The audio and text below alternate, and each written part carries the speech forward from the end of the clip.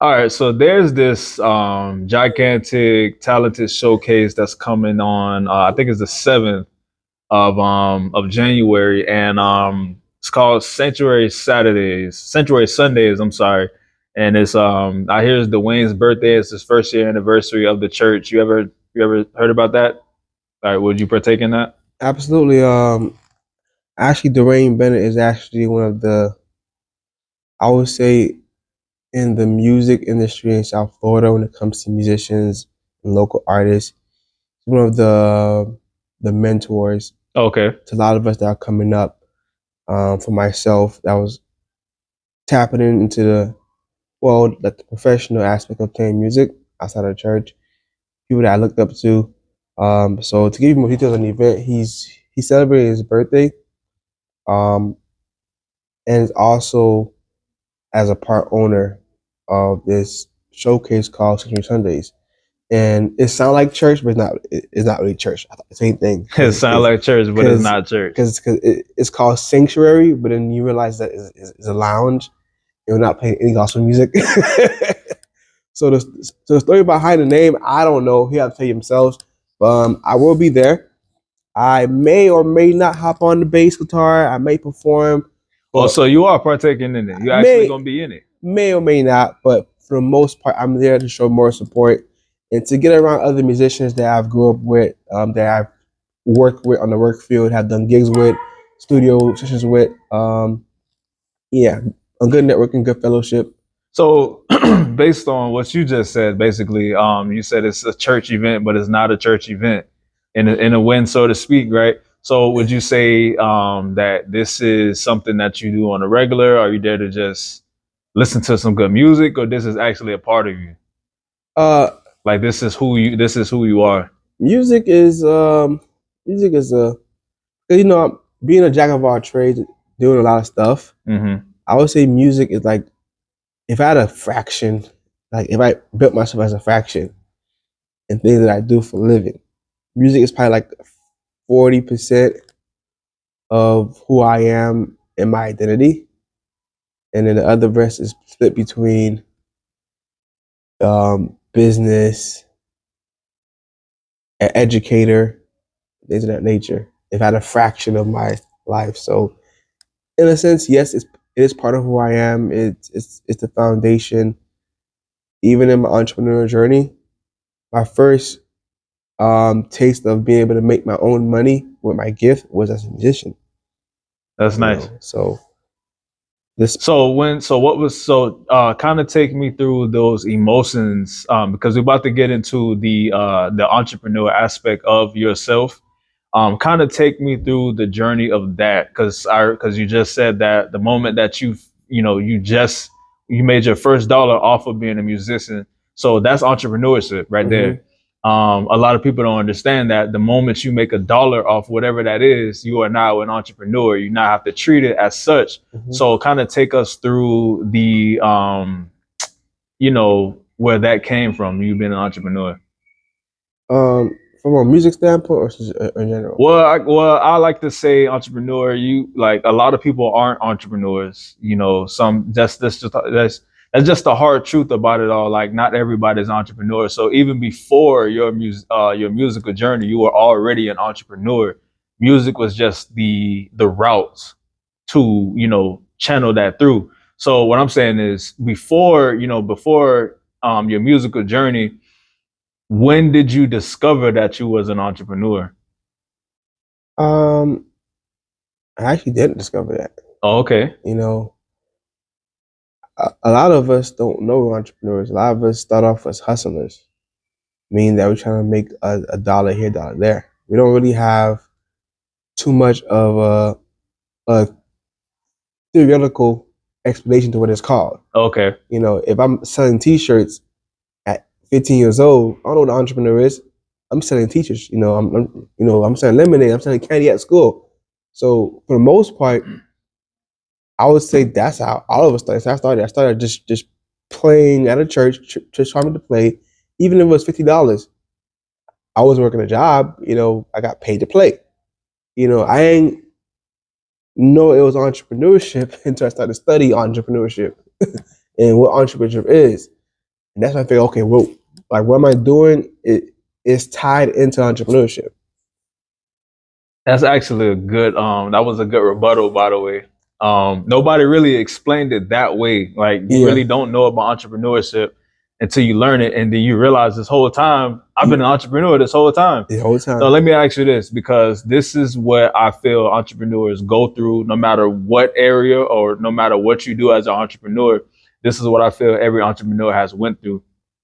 Was there a point in your entrepreneur journey where that when you became exhausted, like the moment you realized whatever thing that is, like you made money from it, that first dollar, and you started to actually create a machine out of it, when did you get tired of doing that? Because it is like some of us wish that this baby we have could just stay, it could just stay what it is. Like sometimes we wish it wasn't, we didn't make this a entrepreneur thing. Sometimes we just wish that it could just stay what it is, but we already making money from it now, so it's like we just kind of, you know what I'm saying.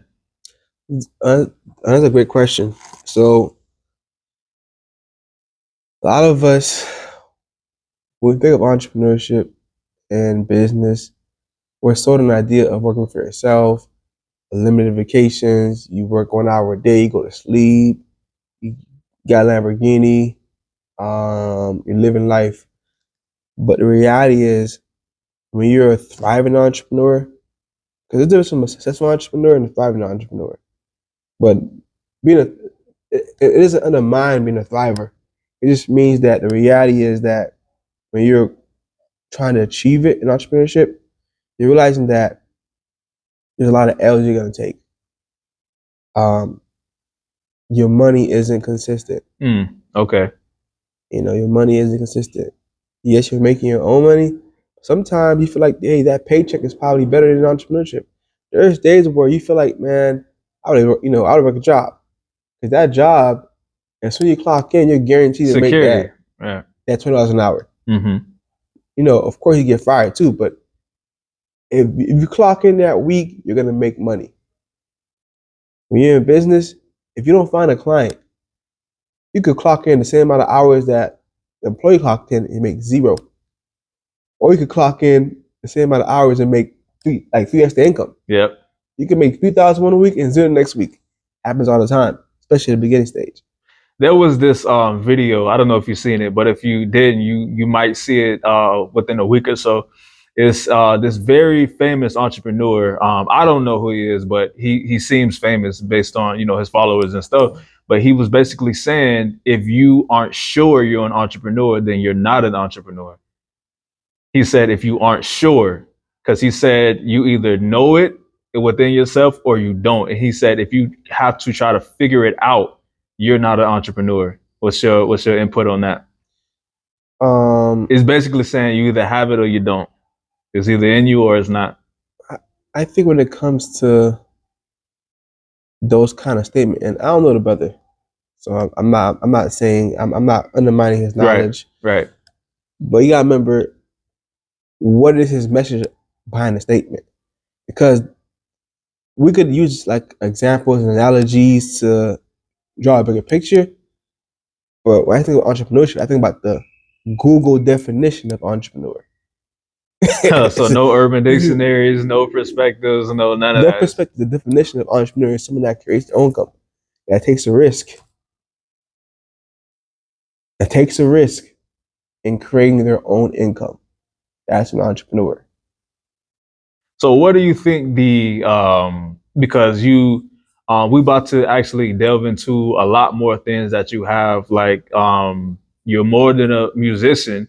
That's one stream of what you have, but you have multiple. So what is your pros and cons based on your journey? What are the pros and cons of being an entrepreneur with so many channels of income? It's difficult. I'm not even gonna lie to you, because you gotta be able to, number one, manage your lifestyle. Your lifestyle becomes very busy. You're working 15-hour days. Mm. And if you add a corporate job in there, because I still work a corporate job, I'm a teacher as well at a high school.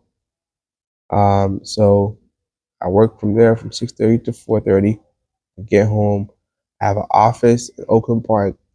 I get to my office for branding and marketing. I'm running client campaigns, and at the same time, after I get my office, usually have a rehearsal for a band I play for, or a church rehearsal for a gig in the weekend. So it's like my schedule is from 6 to 4:30, from 4:30 to like 8, 9 o'clock. I'm running my agency. From sometimes 9 to midnight, I have a band rehearsal for a gig coming up on the weekend. And then typically every weekend I'm gigging. So Friday, Saturday, Sunday, that's supposed to be my off days for my corporate job. I'm at a gig, playing somewhere at a wedding, at a funeral, at an event, and that schedule is all consistent. Monday to Friday corporate, and then the weekends I'm doing music. Sometimes I'm traveling to do a gig. Sometimes I'm traveling to speak at a business event. Mm-hmm. So I will say this: the biggest thing is that each each income requires a different level of attention. My 9 to 5, believe it or not, is very flexible.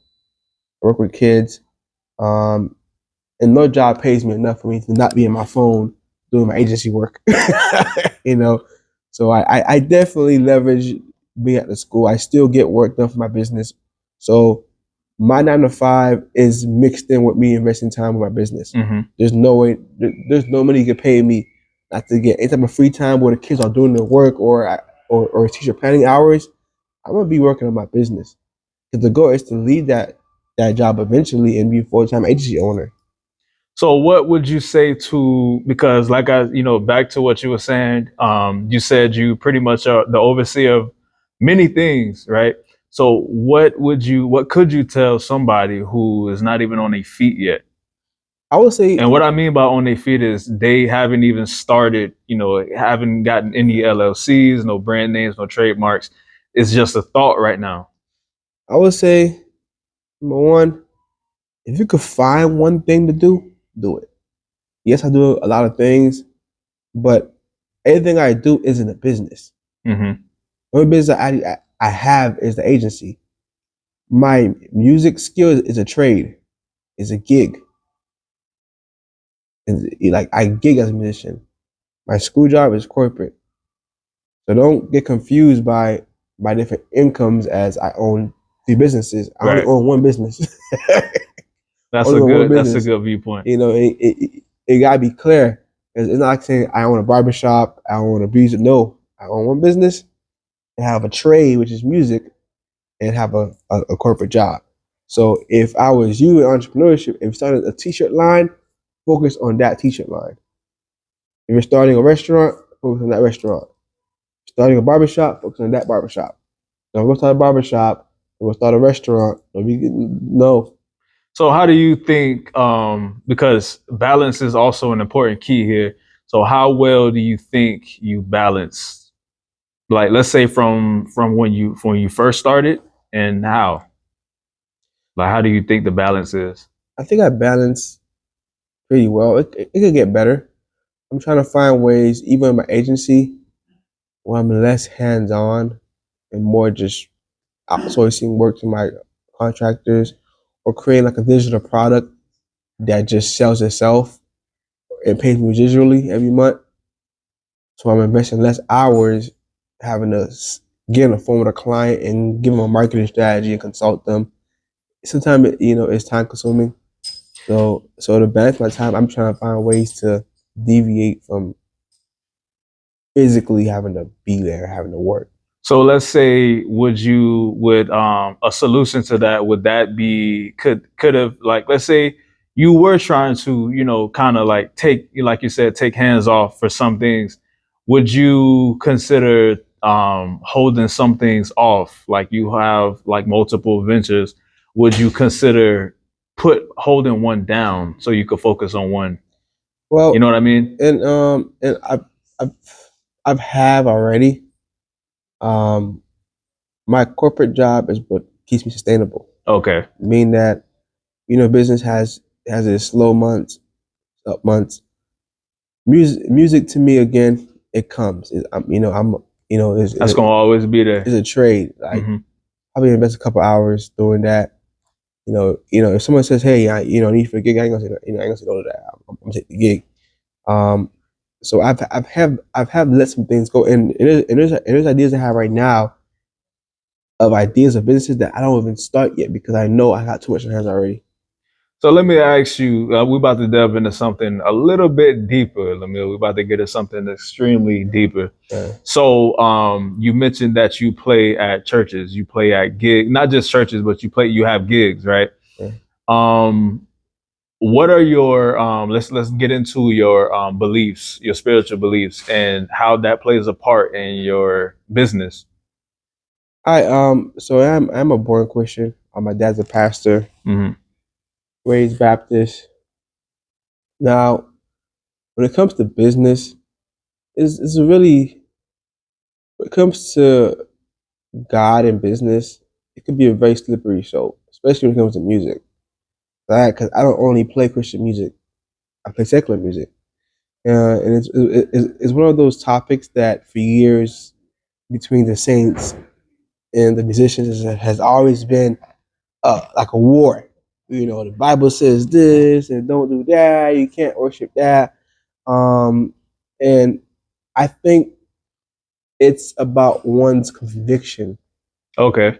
Because the Bible doesn't specifically detail don't play secular music. It just talks about worshiping one master and how God is just as God, and you can interpret that in how way you wish. Now, let me keep it real with you. You are putting yourself at risk when you go out in the secular world and play secular music. You are putting yourself in exposure of drugs and alcohol. You are putting yourself in an Different environment. entities. You are in that environment, but the same can be said with any corporate job, with a secular job, because the term secular is defined as any job or environment that doesn't worship God. It's not of God. Being a doctor is secular too. Your regular 9 to 5 job is also technically secular. Just that music happens to have a lot of different variables that could be what's the word for it, influential to your lifestyle. So let's add a little controversy here, right? Yeah. Being aside what you just said about the secular side of music, but you also said that you also do secular music. So do you feel that could be any kind of contradicting based on what your beliefs are? Well, like I said earlier, it's about your conviction. Because you could be a musician and you try to do the secular thing and you convicted God, like God condemned you, felt in your soul. You went to church and this pastor was preaching about you, and if you're ever doing it and you're convicted by it, you shouldn't be doing it. If God is speaking to you, hey, any type of way, and it convicts you, you shouldn't be doing it. But if you tell yourself, this is my job, and within this job, like any job, secular job, because all of us, unless we're working at the church, work a secular job, technically. Okay. If you set the boundaries that, hey, I'm coming here to make a living because God has called me to be a professional musician. God has gifted me with that skill set. This skill set has opened doors for me. I have a degree in this. I went to school for this. But I'm gonna set my boundaries. If I'm doing a jazz gig, I know, okay, I'm gonna do a jazz gig. I'm not here to drink. I'm not here to eat girls. I'm here to work and go home. You're treated the same way as you treat your job at Walmart. You're working and you're going home. Even though at Walmart you have gay employees, a gay boss, that ain't of God. There's liquor stores right there. Like Walmart sells liquors, condoms, end of God. Walmart sells cigarettes, but you know your faith. If you're walking in those standards, then yes, you could definitely do both, and it's not contradicting. So it's more so for you, it's more so of having a foundation, having a root of your beliefs. Despite, you walking into any kind of environment, you still have that look. I know who I am in Christ, despite what they might throw at me, the women, the cigarettes, the whatever comes at you, you stand your ground and like, look, I'm only here for one thing, And after I do that one thing, I'm out of here. I'm not playing around, not lingering around. So that's how you are when it comes to different types of gigs. What is the what are the certain type of gigs that you are offered?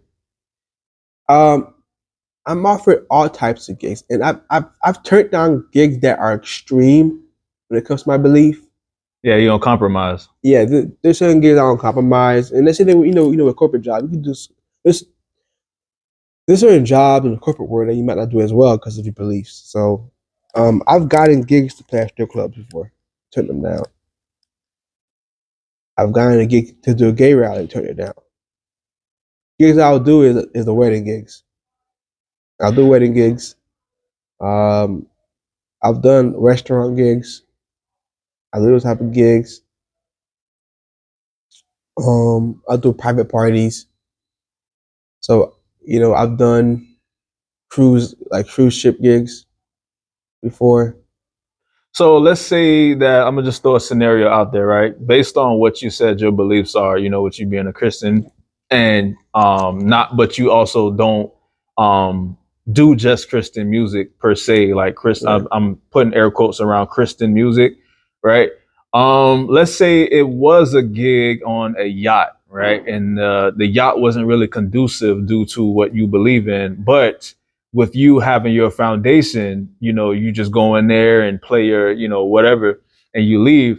Now, would you allow that? Let's say like the yacht, they was, it was a bunch of, let's say naked women, let's say a lot of drinks, a lot of smoking. But you, like you said, with you being rooted in your foundation, would you still go there and perform? I would. Okay. What if you worked for a yacht? What if Mm. what if I was the yacht? What's the captain? Uh-huh. And I was a Christian as well. Isn't that the same thing? Yeah, it's If the I'm same. driving them to their sin, Yeah. that's the same thing. What if I own the yacht? Am I also still contributing to their sin? So there's Christians that own yachts. They Hmm. own this. So, do you think with you, because that was a very valid and very deep statement that you just said, and that is going to shake up a lot of Christian beliefs, because it's a lot of beliefs regarding Christianity. So, you are basically the type to look, despite what's going on. This is I'm gonna just do this and leave.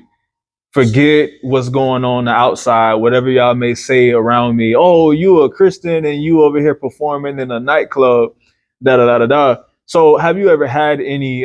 That's the question I meant to ask. Have you ever had any naysayers? Not even naysayers, but have you had any negative opinions and comments, and people just look at you like this unholy person? Absolutely. I think we all did. Okay. I think anyone that taps into the secular world is going to get that because it's a very controversial topic, Hmm. and I Very thin line. I see both sides. I'm very open minded. I see both perspectives. You know what I'm saying? So I've gotten arguments. Number one, I don't argue with people. I don't debate them because again, it's my conviction. Hmm. I'm not here to debate you, but whether it's wrong or right. Of course, this conversation is different. Typically, when someone tells me about this, I don't even engage in debates because I'm here to do a job, they get the job done, and that's it. Now, but I respect others' opinion towards it. Yeah, I'll hear you out. Um, Yep. and I also want to add this: as a church musician, I've seen things that took place in church in the music industry just as bad as secular. I've seen the same level of fornication going on Hmm. in church Yep. between worship leaders and musicians and pastors. I see fornication in the club. I see musicians that smoke weed. I see musicians that smoke weed in the club. So it's not like you're going to an environment where let's say you Like a only different play in world. church. Yeah. Different Let's world. say Yep. I was like, oh, you know what, man? I'm only gonna be a church musician. I'm not gonna play nobody like nowhere else. It's not like you're holier than thou. Like you might not see the same type of sins. It's just the church is more hidden with things on the table. You can't do that. I'm like, man, I'm not. That's why I don't get in debates. I let people feel how they feel, and if it's within their conviction that they feel that it is wrong, I definitely will applaud them for staying only at church. I will never even invite them to secular game because I understand the take. Where someone is doing it, like myself, I wouldn't judge them. Unless, however, if they're influenced by their environment. I know a musician, a bass player like myself, named Jermaine Walden. He's also a minister. And he's one of the very few musicians that I've seen really execute their boundaries so well when he goes out to these venues to play. So, man, you could tell he's a light. You like ever see someone at a venue that's a club, and they just this shine. man is just different. Yeah, he literally a family man. But he's also a professional musician. He got bills to pay. I literally see this man go like do his gig, doesn't curse, doesn't drink, smoke, doesn't drinks water at the bar, go home, and he did this for multiple years, and go minister Sunday. He sets his boundaries. He knows his foundation. But then again, I also see those who come from church, they go to the secular world, they're like, oh, wow, look at this. And they start drinking, and they start smoking, and they start doing things that they shouldn't be doing because of the environment. So let me ask you. That was a very valid point. Like I said earlier, that this is going to really either provoke Christians to think on a higher spectrum, or they just might become ignorant to it and just stick with what they want to believe.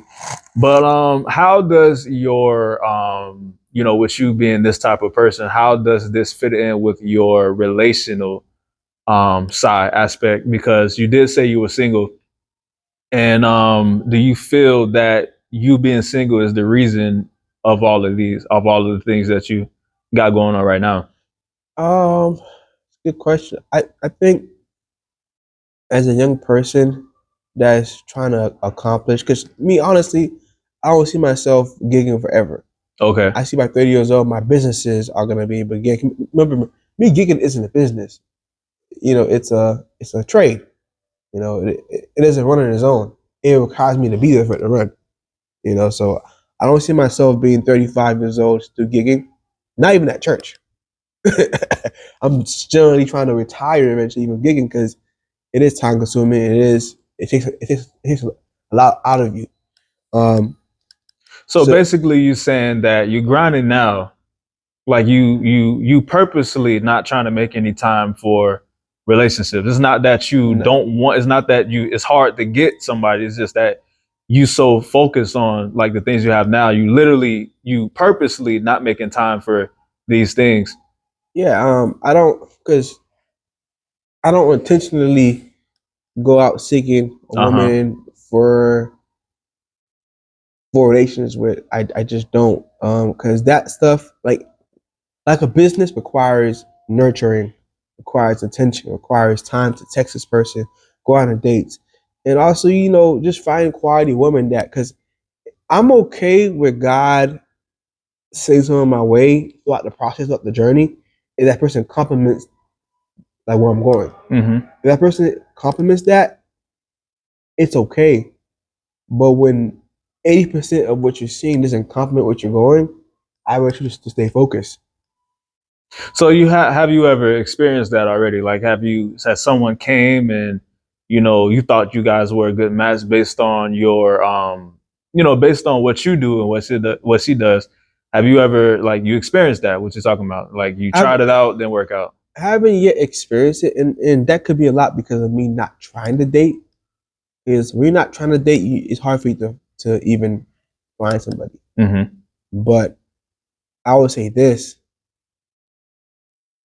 I ran across candidates that could fit that potential.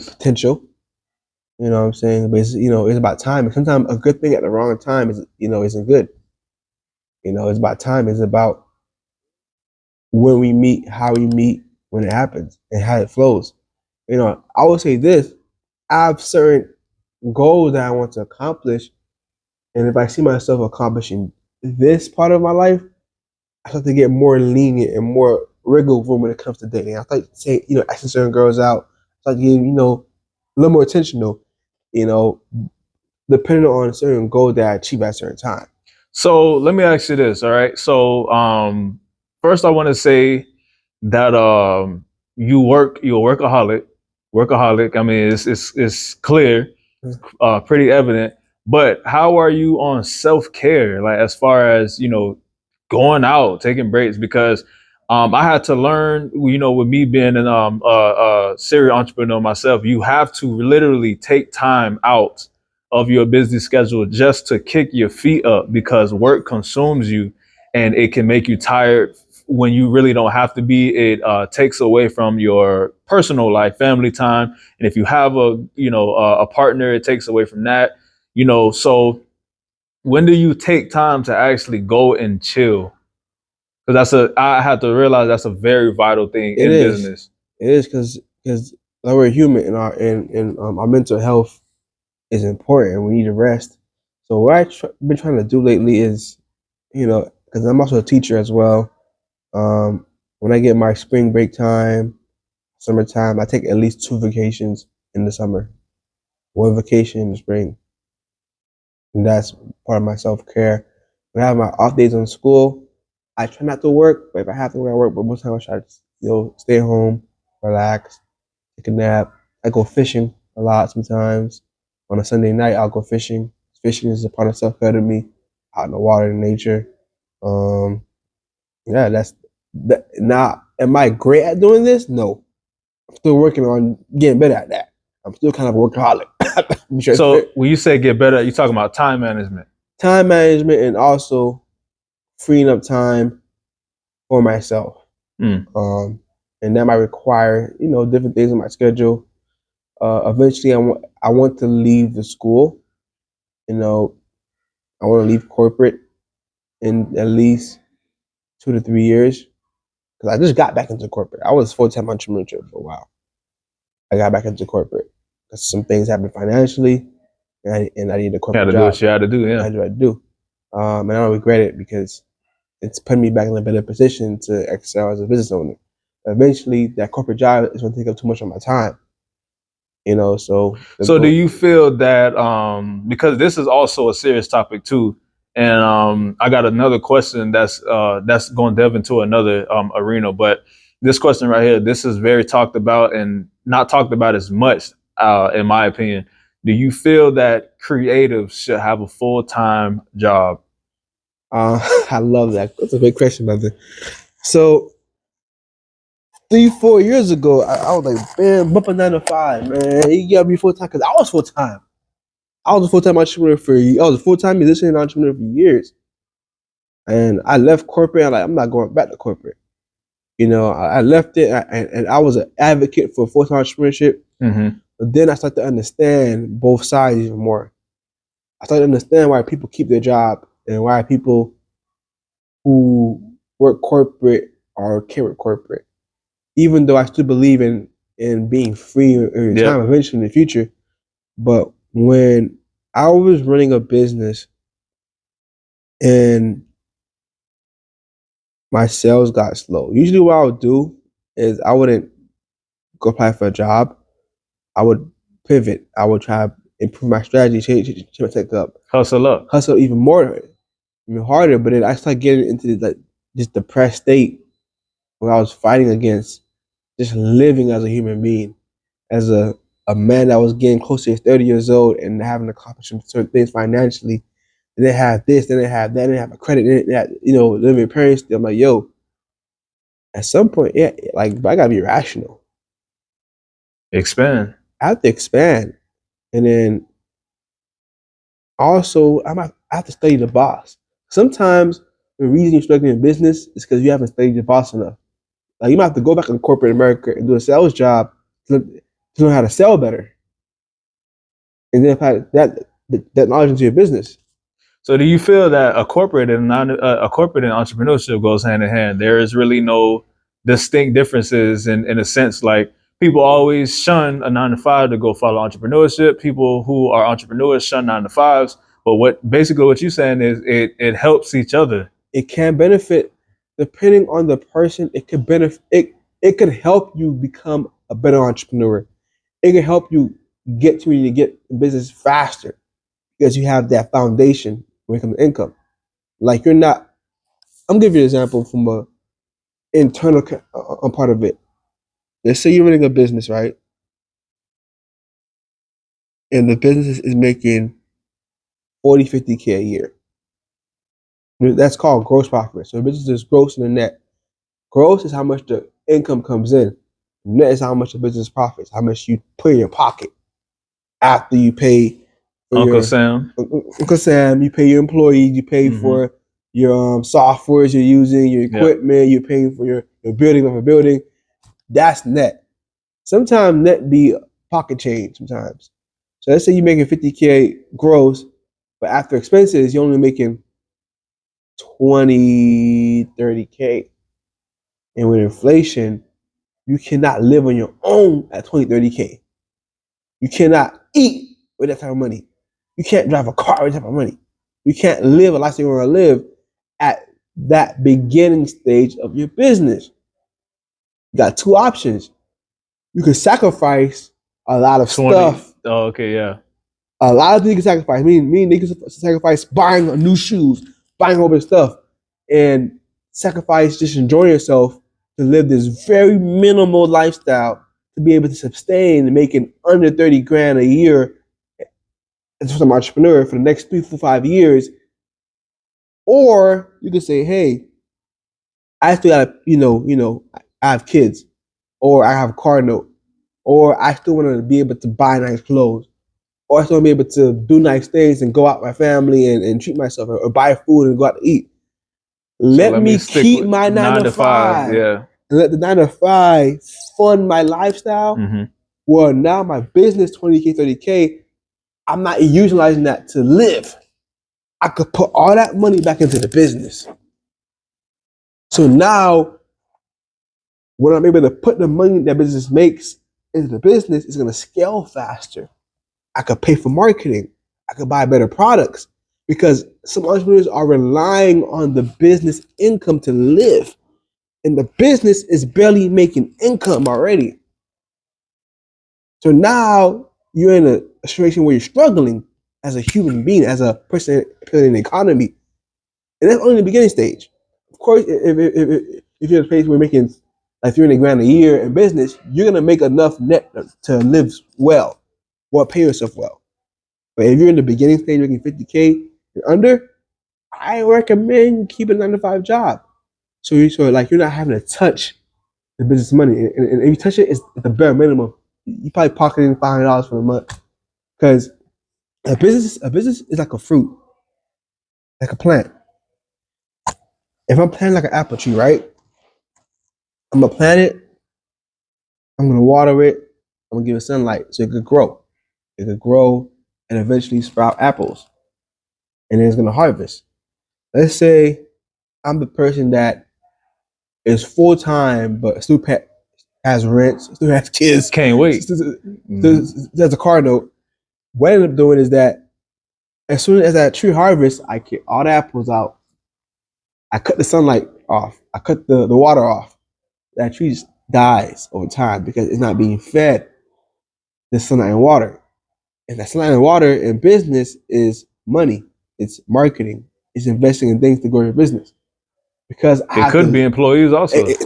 Employees. Yeah. But because I have to feed myself as a human being, I'm taking all that resources already. So my business is dying. Versus if I have that corporate job, I could let the fruits grow and harvest without touching them or touching the bare minimum amount or still be able to survive as a human being. That's why I learned. That's why I went to corporate because my business sales were going down. And I couldn't live the life I want to live. I couldn't wear nice clothes. I couldn't do things. I couldn't eat what I want to eat because it was cool to be full time, but you're struggling. Not cool. my business has allowed me to every dime. Well, my job has allowed me to every time my business is made, I could be more smart with how I use it. I could decide to not pay myself for the whole month. If the business made 5K for the month, I say, you know what, man, that 5K stays in the business account. We're gonna pay for some more marketing. We're gonna pay for show them hire another employee. I'm a hire, assistant because my job is paying me enough for me to live.